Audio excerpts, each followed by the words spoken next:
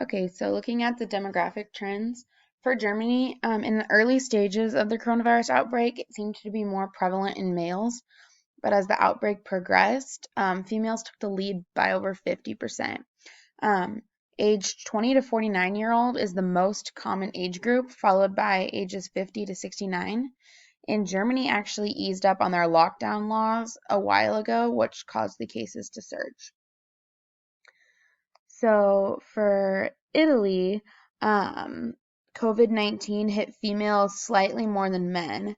And one of the charts that I found on the World Health Organization showed that 54% of individuals that were infected with the coronavirus were female, whereas only 46% were male.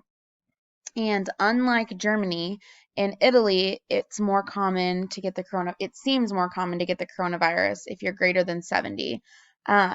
It hit mostly people over 50, and only 1 in 4 individuals who contracted the coronavirus were between age 19 and 50 years old.